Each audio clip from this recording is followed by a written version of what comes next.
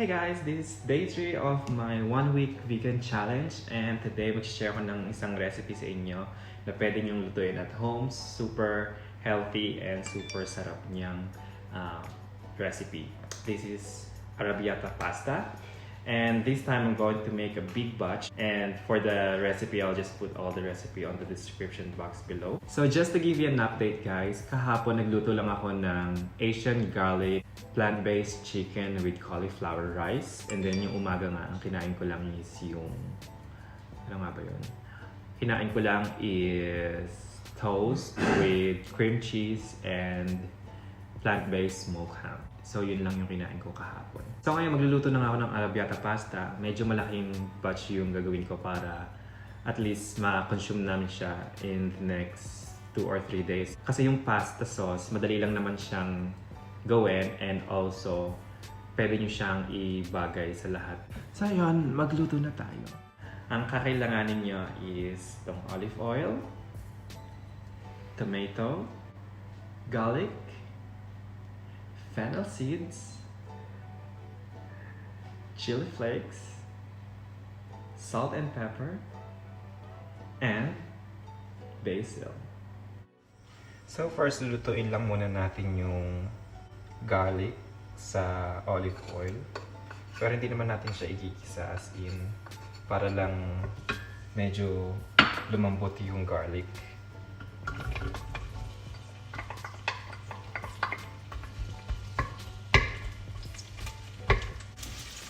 So make sure naka-medium heat lang para hindi masusunog yung garlic, kasi para palalambutin lang natin siya using the oil. Arty ng oil. So maybe let it cook for at least 5 minutes sa medium heat. So now, i-blend ko na yung tomato habang niluluto pa natin yung garlic.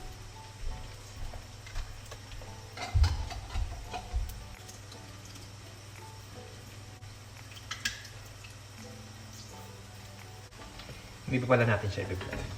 Kasi hintayin ko pala tong garlic na maluto at lumambot bago natin i-blend yung tomato, kasi ilalagay ko tong garlic doon kasama ng tomato para mag-blend sila together.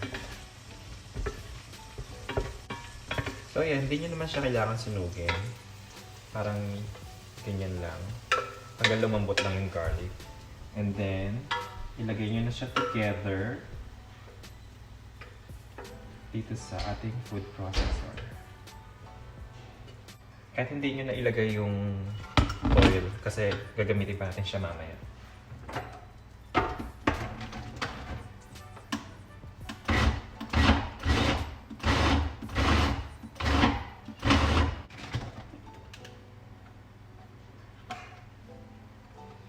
So yan.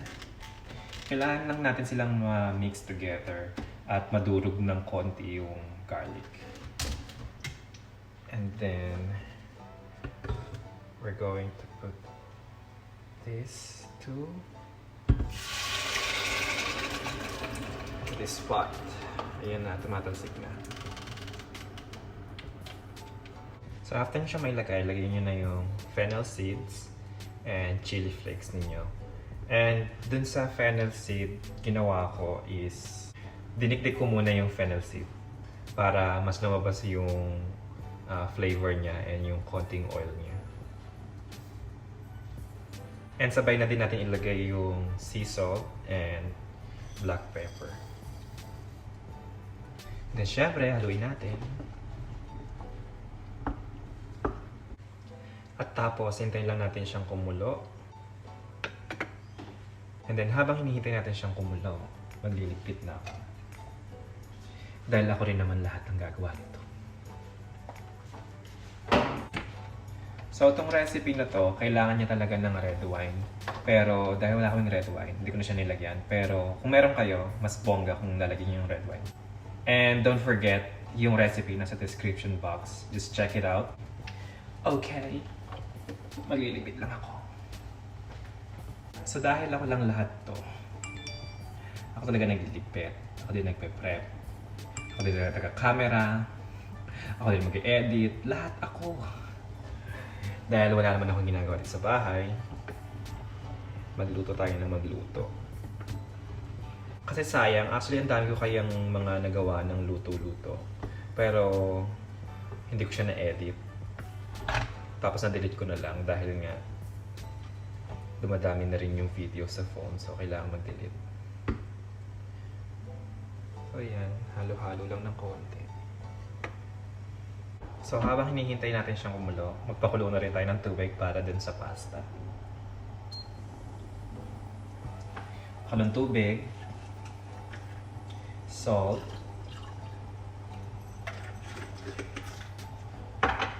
and then oil.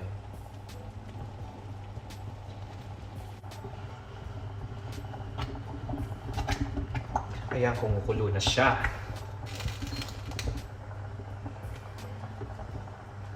Para na siyang vulkan na kumukulo. At dahil kumulo na siya, pwede nyo nang ilagay yung basil. Ako mas gusto ko maraming basil kasi gusto ko. Bakit ba? Gusto ko siya para mas mabango, mas fresh yung amoy. Pero wag naman super dami kasi baka mamaya maging green na yung pasta nyo. Siguro 10 to 15 na piraso ng basil, okay na yun. Pero dahil marami pa ako sa ref, parang gusto ko magdagdag. Dahil yung iba ay masisira na, kaya ilagay na natin siya.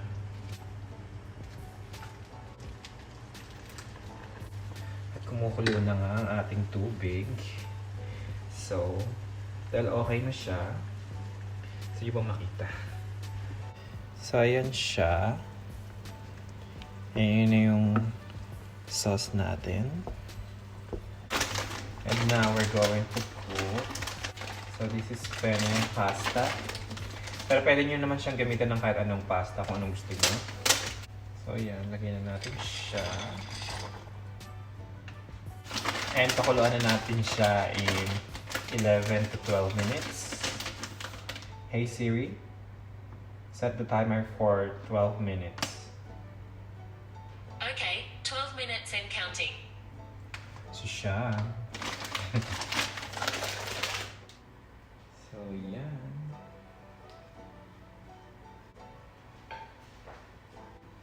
So pandagdag effect. Fresh basil, pepper, and drizzle it with olive oil. Shishaw, di ba?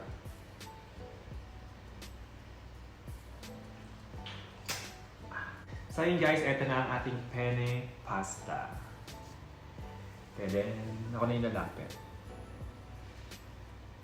So yan, this is my lunch. And maybe dinner na din para hindi mahirap magluto. Pwede namang ulit-ulitin. Hindi naman kailangan iba-iba ang kinakain. So, pwede ito pa itong umabot bukas dahil marami pa tayong ginawang sauce. So, for tomorrow, ang gagawin ko is magluto na lang ako ng pasta and then sauce na lang. So, yun. Ganun lang kadali. Diba, huwag natin pahirapan ng buhay natin. Gusto mo maging vegan? Go! Kung ayaw mo naman, okay lang din. Pero for me, as a vegan, hindi lang pa vegan. So para sa akin, kung vegan ka man o hindi, nasa sa'yo kung paano mo ipaplano yung kakainin mo everyday. So, kung gusto mong araw-araw, iba yung kinakain mo, mahirap siya. Pero kung paplanuhin mo siya, kung ano yung kakainin mo, madali lang. Katulad nito. Kahit hindi ka vegan, pwede mo siyang kainin. Diba? So yun, add ka na lang ng kung ano-ano gusto mo ilagay na meat or kung saan mo gusto gamitin yung sauce, carry lang naman. Dahil super versatile naman yung sauce. Sobrang sarap niya.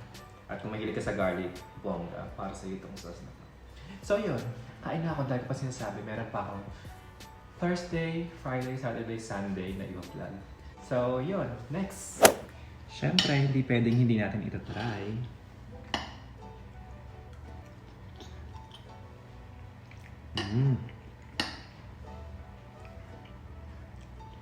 Sarap. I-just story ko pa pala muna. Teka lang.